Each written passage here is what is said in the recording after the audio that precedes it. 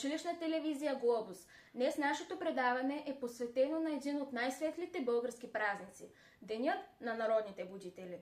Това е ден, в който си спомняме за онези велики хора, които със слово, знание и пример са събуждали у народа ни жаждата за просвета и свобода. Да си будител означава да запалиш искра.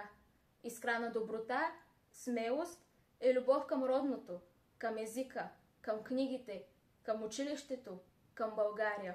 Будителите са хората, които не позволяват на мрака на невежеството да угаси светлината на духа. Те ни напомнят, че всяко поколение има своите будители. Учителите, родителите, приятелите, които ни вдъхновяват да вярваме, да мечтаем и да се развиваме. Днес ние, учениците от СУ Васил Левски, с гордост продължаваме техния пример. Със сърца, пълни с признателност и уважение, отправяме своя поздрав към всички, които носят в себе си духа на будителството. Оставяме ви с искрени топъл поздрав от възпитаниците на нашето училище, а веднага след това се насладете на вдъхновяващите изпълнения от нашия благотворителен концерт, посветен на доброто, на взаимната подкрепа и на светлината, която всеки от нас може да подари на другите. Честит празник на народните будители!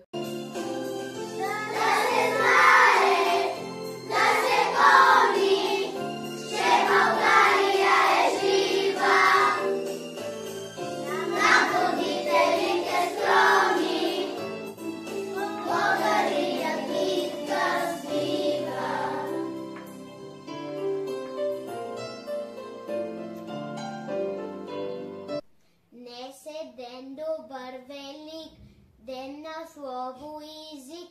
Будителите днес честитим, с обич сърца горим. Будителите, те за светлина в мрака, пламъчи в душата, що никога не гасне. Те носят знание, доброта и мечта. Нека бъде България будна през вечността. Кирил и Методи, светици братя, че ни дариха с букви златни, поеси ни зове, но не забравяй, народе, своя език, своя корен и родното слово.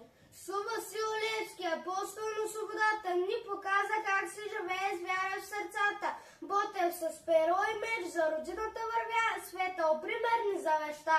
Днес будители са и нашите учители, които с любов ни правят мислители. Да бъдем и ние будни добри, да пазим България с обич и мечти. Честит ден на народните будители! Има празник на просвещението.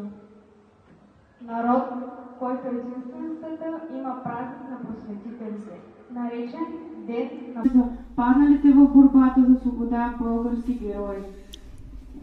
До името на Вазов стоят още много имена на български поети и писатели, написали незабравими стихове, разкази и романи. Петко Рачов Славейков, синът му Пенчо Славейков, Любен Каравелов и много други.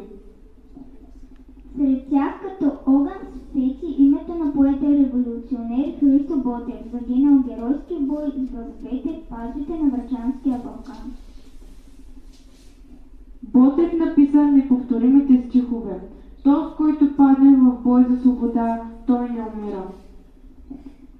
До Ботевия образ грее още един велик българин, посветил живота си на България. Васил Левски, образ светъл, неповторим и незабравим, човек наречен от народа апостол на свободата. Той казва: посветил себе си на Отечеството, да му служа до смърт. Нам трябва не господар, а свобода и човешко равенство. Ако загубя, губя само мене си. Ако печеля, печеля за цял народ. Будители народни, светли имена, завинаги ще помним вашите дела. Много време мина от уния дни. Днес нашата родина живее в светли дни. Днешните учители продължават делото на българските просветители и будители. Учители наши, благодарим ви за неуморния труд. Вие сте нашите будители. Я кажи